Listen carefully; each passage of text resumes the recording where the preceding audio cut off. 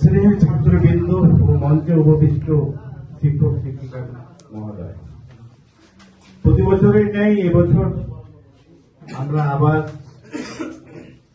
এই বিদায় দিবসে আসলাম। যদিও এটা বিদায় না, এটা একটা আনন্দের ব্যাপার, কারণ আমরা আবার একটা নতুন অধ্যায় সূচনা করব এবং তোমাদের জীবনেও আর একটা নতুন অধ্যায় সূচনা হতে চলছে। জাস্ট একটা সময়ের ব্যবস্থা। তবে মনে পড়ছে যখন ক্লাস 12 ছেলেরা যখন 11-এ ভর্তি হয়েছিলেন, তখনকার থেকে এখনকার যে গ্রোথ বা ডেভেলপমেন্ট, এটাই হচ্ছে আমাকে বেশি শান্তি দেয়। এই সমস্ত ছাত্ররা যখন মাধ্যমিক পাস করে যখন এখানে ভর্তি হয়, তখন কত ইনোসেন্ট, কিছুই জানতো না।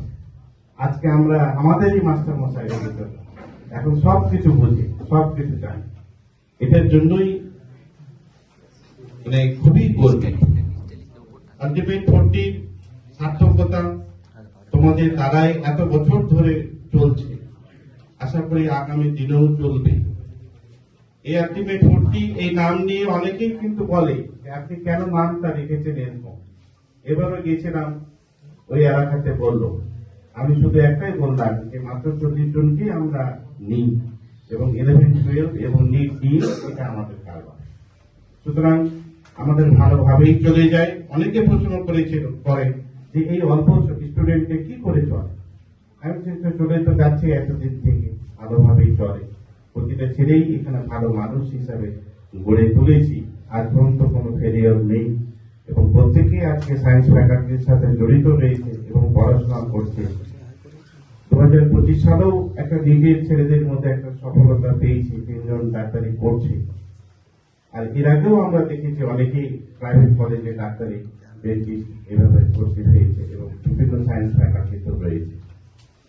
আগামী দিনেও আমাদের পথ প্রশস্ত হবে। প্রত্যেক ছাত্রই আমাদের হচ্ছে সম্পদ। প্রত্যেক ছাত্রই আবার নতুন করে আবার আমাদের ছাত্র নিয়ে আসবে এবং আবার এইভাবেই চলতে থাকবে। আর সময় তোমাদের খুবই কম। ফেব্রুয়ারি মাসেই যখন পরীক্ষা, তখন এই আশা করি সবকিছুই আমাদের সিলেবাস শেষ হয়ে যাবে এবং তোমরা প্র্যাকটিক্যাল প্রজেক্ট সবকিছুই সুষ্ঠুভাবে হয়ে যাবে এবং আগামী দিনে তোমাদের পরীক্ষাও ভালো হবে, এইটুকু আমি বিশ্বাস রাখি। এতদিন থেকে আমি বিশ্বাস রেখেছি, আবার আমাদের বিশ্বাস রয়েছে তোমরা ভালোভাবে পরীক্ষা দিবে। আর একটা জিনিস তোমাদেরকে একটাই বলবো, যে তোমরা কলেজে উঠবে, জাস্ট 2 মাস 3 মাস পরেই দেখবে তোমাদের পরীক্ষা শেষ হয়ে যাবে, কলেজে ভর্তির জন্য বিভিন্ন জায়গাতে যাবে। একটাই জিনিস তোমরা মনে রাখবে, যে তোমাদের শিখতে হবে। ডিগ্রি অর্জন বড় কথা না, তোমরা ব্যক্তিগতভাবে বা স্কিলস হতে হবে। এই স্কিল ছাড়া কিন্তু এই পৃথিবীতে আর কোনো ভ্যালু নেই। যে জায়গায় ইন্টারেস্টেড রয়েছে সেই জায়গাতেই তোমাদের দক্ষতা বাড়াতে হবে এবং সেই দক্ষতাই তোমাদেরকে সোর্স অফ ইনকাম হয়ে দাঁড়াবে। যার দক্ষতা নেই সেই ইনকাম করতে পারবে না, যার দক্ষতা থাকবে, দক্ষতাকে কাজে লাগাবে, তারই কিন্তু জীবনটা ভালো চলবে। বর্তমান এআইয়ের যুগ, জানি না 10 বছরের মধ্যে কি হবে, তোমাদের কত রকমের চেঞ্জেস আসবে, আর কি কি দেখতে হবে, এটাও কিন্তু আমরা বুঝতে পারছি না, কেউই বুঝতে পারছে না। কিভাবে কাজগুলো সমাধান হবে, বড় বড় শিল্পগুলো কিভাবে কাজ চলবে, ছোট ছোট কারখানাগুলো কিভাবে চলবে, মেশিন দ্বারা চলবে না মানুষের দ্বারা চলবে, মানুষের কি কাজ থাকবে, এটা নিয়ে বহু গবেষণা ক্ষেত্রে চলছে। তার মধ্যে একটা জিনিস তোমরা মনে রাখবে, যে যেখানে হাতের কাজ আছে সেখানে কোনো কাজ হারানোর ভয় নাই। হাত এবং শরীর, এই দুটো যদি তোমরা দক্ষতা অর্জন দ্বারা করবে, তারাই কিন্তু টিকে থাকবে।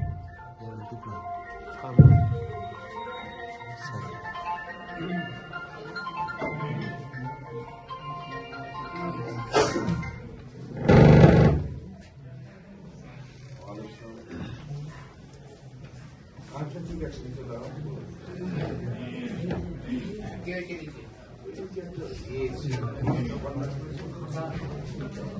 ওই যে একটা 5 মিনিট টাইম ছিল, বলো বসতে পারো। না, না, ওরকম বসতে পারো, 5 মিনিট এসে কথা বলো।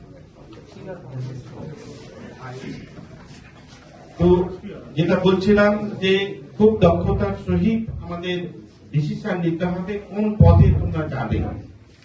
12 পরীক্ষা দেওয়ার পরে তোমাদের সিদ্ধান্ত নিতে হবে যে কিভাবে তুমি কোন দিকে ইন ফিউচার যাবে, এবং চিন্তা ভাবনা করে তোমাদের পথটা বাঁচতে হবে এবং সেই দিকেই ঝাঁপিয়ে পড়তে হবে। নিজের দক্ষতার সহিত সেই কোর্সটাকে করতে হবে এবং কাজে লাগাতে হবে আইনের জন্য। আজকে আর বিশেষ কিছু বলছি না। সবার সুস্থ জীবন কামনা করছি, সকলেই ভালো থাকবে এবং আগামী দিনেও তোমরা ভালো জায়গায় পৌঁছবে। সবসময় আমার দোয়া থাকবে। আর একটা জিনিস, সবসময় যোগাযোগ রাখবে, যে কোনো ব্যাপারে, যে কোনো এতে পরামর্শের দরকার হলে অবশ্যই ফোন করবে। ধন্যবাদ।